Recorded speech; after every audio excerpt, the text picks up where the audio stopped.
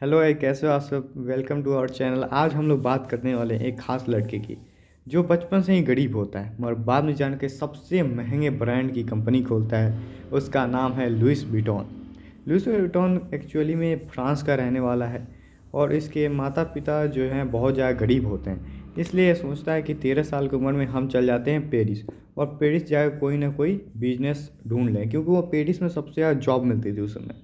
तो 13 साल की उम्र में घर छोड़ता है और पेरिस जाता है और पेरिस में एक ट्रंक बनाने वाले के यहाँ काम करने लगता है।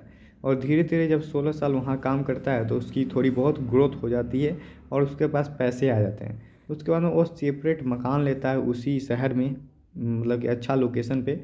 और उसके अंदर ट्रंक बनाने लगता है। ट्रंक में धीरे धीरे वो इनोवेशन करता है। उसमें इनोवेशन बहुत ही कम होती थी। उस समय ट्रंक मतलब बक्सा बक्सा टाइप का होता था। तो उसमें इनोवेशन अलग अलग जगहों के लिए, मतलब अलग अलग सामान के लिए अलग जगह खाँचे बनाना चालू कर दिए, जो कि राजा महाराजा को और उनकी पत्नियों को बहुत ज़्यादा पसंद आता था उस समय। इसलिए राजा महाराजा उनके पास आने लगे और उनके पास बहुत सारे ऑर्डर मिलने लगे। जैसे में एक जम्मू कश्मीर के राजा थे उस समय, हरी सिंह। उन्होंने भी 38 ट्रंक के ऑर्डर दे दिए थे।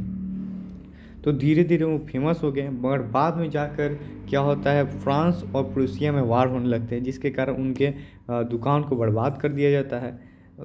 फिर उसके 1-2 साल बाद जब वार का ख़त्म होता है तो फिर इनके पास कुछ सेविंग थी और इनको पता चला कि जो भी पेरिस में जो है घर के जो दाम है वो बहुत ही कम है। तो अपने सेविंग्स में से घर खरीदते हैं और फिर से अपनी कंपनी चालू करते हैं।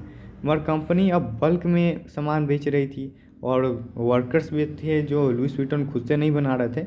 इसलिए उनकी सामान जो है बहुत ही कम दाम पे बिकने लगी और बहुत ही लॉस होने लगा। फिर उन्होंने सोचा कि हम सिर्फ और सिर्फ अमीरों को बेचेंगे, इसलिए वो खुद ही बनाने का निर्णय लेते हैं। उसके बाद वो खुद बनाने चालू करते हैं और महंगी बहुत टाइम देके, मतलब उस समय मशीन वगैरह थोड़ी बहुत आ गई थी, मगर फिर भी वो अपने हाथ से ही बनाते हैं, जैसे रोल्स रॉयस बनाती थी।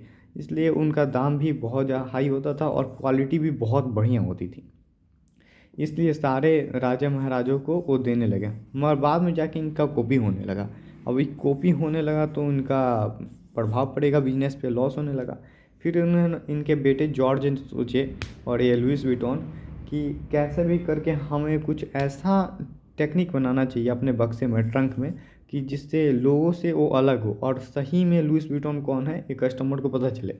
तो इन्होंने सिंपल सा एक टेक्निक अपनाया कुछ समय बाद, बहुत देर सोचने के बाद इनके बेटे ने, कि इसमें हम लोग लॉक डालेंगे, क्योंकि उस समय चोरियाँ बहुत ज़्यादा होती थी। ये कम से कम 850 1850 की बात है। तो उस समय चोरी बहुत ज़्यादा होती थी और अमीरों को क्या चाहिए कि कोई उनके सामान चोरी होने से बचा दे, तो उनको बहुत ज़्यादा खुशी होती है, हैप्पीनेस होती है। तो क्योंकि ट्रेन में जाना था और कोई भी सामान जो है आसानी से लॉक वगैरह टूट जाते थे, इसलिए उन्होंने मैनुअल है, जो मैनुअल लॉक है उनका आविष्कार किया। और उसमें इन्होंने सोचा कि किसी का पेटेंट नहीं है इसका, मतलब कोई नहीं बनाया पहले, तो लोग जाते हैं और पेटेंट करा लेते हैं 20-25 साल का, और उसका आराम से बेचने लगते हैं। तो फिर से उनकी ग्रोथ बहुत ज़्यादा हो जाती है और वही जाके कंपनी बनती है दुनिया की सबसे महंगी ब्रांड लुइस विटॉन। तो ये थी उनकी कहानी। और एक छोटे से गरीब तबके का लड़का आज दुनिया के सबसे बड़े ब्रांड का, जो महंगे ब्रांड होते हैं, उनका मालिक बन गया था। और उसके बाद आज भी उसकी लेगेसी आपको पता ही है, बरकरार है 250-300 साल बाद भी। धन्यवाद। मैं आयुष कुमार।